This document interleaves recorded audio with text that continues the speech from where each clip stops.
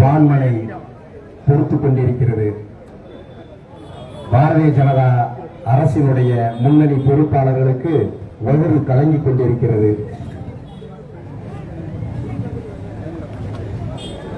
விதைத்தவன் உறங்கினாலும் விதை உறங்காது என்று சான்றோர் பெருமக்கள் சொல்லுவார்கள். வினை விதைத்தவன் வினை அறுப்பான், திணை விதைத்தவன் திணை அறுப்பான் என்று சான்றோர் பெருமக்கள் சொல்லி இருக்கிறார்கள்.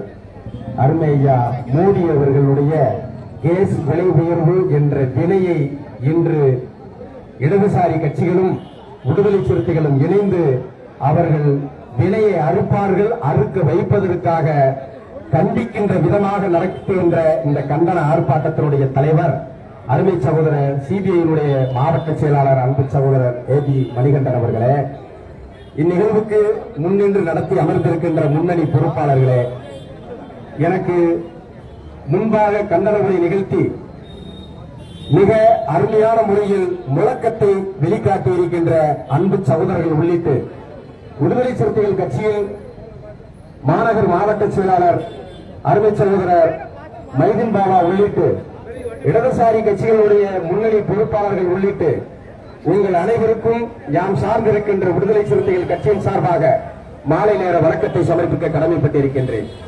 அருமை பெரியோர்களே, ஆண்ட பரம்பரைகள் 1000, ஆண்டு கொண்டிருக்கின்ற பரம்பரைகள் 1000, இதற்கு இடையில் ஒரு வாழ்க்கை, அந்த வாழ்க்கை தான் மனித வாழ்க்கை என்று சொல்வார்கள். மனித வாழ்க்கைக்கு தேவை இன்றைய சூழலில் அரசு ஏற்படுத்துகின்ற நலத்திட்டம் மட்டுமே. நலத்திட்டத்தை பாரதிய ஜனதா அரசு நடைமுறைப்படுத்துகிறதா என்று உற்று நோக்கி பார்த்தோம் என்று சொன்னால் அது இல்லை. அதற்கு உதாரணம் தான் எரிவாயு விலை உயர்வு. தேநீர் உரிமையாளர்கள் கடையை இழுத்து மூடிக்கொண்டிருக்கிறார்கள். உணவக உரிமையாளர்கள் கடையை இழுத்து மூடிக்கொண்டிருக்கிறார்கள். ஒரு தேநீர் விலை 15 ரூபாய் விற்றுக் கொண்டிருந்த இந்த நேரத்தில் எரிவாயுடைய கேஸ் சிலிண்டருடைய விலையேற்றத்தால் அவர்கள் 20 ரூபாய் வாங்குவதற்கு சஞ்சோகப்பட்டுக் கொண்டு கடையை மூடுகின்றார்கள். அன்றாடம் காட்சிகளாய் இருக்கின்ற தொழில் செய்து கொண்டிருக்கின்ற சிறு குறு வணிகம் செய்து கொண்டிருக்கிற வியாபார பெருமுடி மக்களுடைய நிலை நடுத்தருவில் நின்று கொண்டிருக்கிறது. ஆண்ட கட்சிகள் யாரும் அவர்களை உற்று நோக்கி பார்க்கவில்லை. இடதுசாரிகள் விடுதலை சிறுத்தைகள் உற்று நோக்கி பார்க்கிறோம். முன்னணி பொறுப்பாளர்கள் உற்று நோக்கி பார்க்கிறோம். இவர்களுடைய வாழ்வாதாரம், இவருடைய குழந்தைகளின் படிப்பு, இவருடைய கல்வி ஆதாரம் எங்கே இருக்கிறது என்று பார்க்கிறோம். அதை நிவர்த்தி செய்வதற்கு முடியவில்லை மோடி அரசால். எங்க வீட்டு அரிசி டப்பா மூடி என்று சொல்லக்கூடிய மோடியால் நிவர்த்தி செய்ய முடியவில்லை. அவருக்கு காதுக்கு கேட்க வேண்டும் என்பதற்காகத்தான் நாடு முழுவதும் இந்த ஆர்ப்பாட்டம்.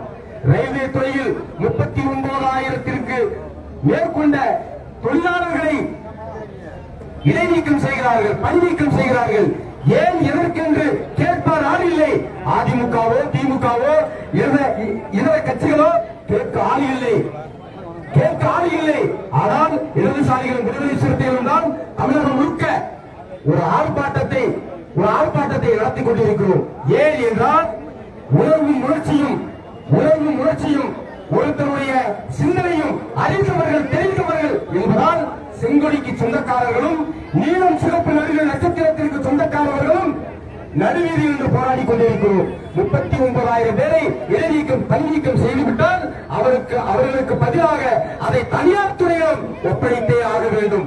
அதில் வரக்கூடிய லாபங்களை பாரதிய ஜனதா கட்சி எங்கு அங்கு வைக்கிறதோ அந்த RSS கைகூலியருக்கு கொடுத்தாக வேண்டும். இந்த தேசத்தை இந்து ராஷ்டிர நாடாக ஆக்குவதற்கு பணமுதலிலிருந்து பணத்தை பெறுவதற்கான திட்டம் தான் இந்த எரிவாயு சிலிண்டர் என்று சொல்லக்கூடிய சிலிண்டர் விலை உயர்வும்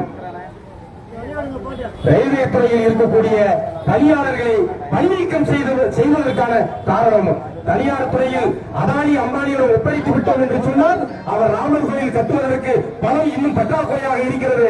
அதற்கு ஈடு செய்வதற்கு தான் இந்த தனியார் துறையில் ஒப்படைப்பதற்கு ரயில்வே துறையை ஒப்படைப்பதற்கு தயாராக இருக்கிறார்கள். தோழர் முறைகிறாரு, பின்னாடி மணிகண்டன் சுரண்டாரு. எம்ஜிஆர் முடிவு குண்டியை எப்படி சுரண்டு பாசாரத்தை தின்னார்களோ அது மாதிரி சுரண்டாங்க. இன்னும் நிறைய கருத்துக்களை சொல்லலாம். வான்மலை நின்று கொண்டிருக்கிறது. இறுதியாக தோழர் பேச வேண்டும். ஆகவே பாரதிய ஜனதா ஒன்றிய அரசு RSS கும்பலின் கைகூலியே சிலிண்டர் விலையை உடனடியாக குறைத்திட வேண்டும்.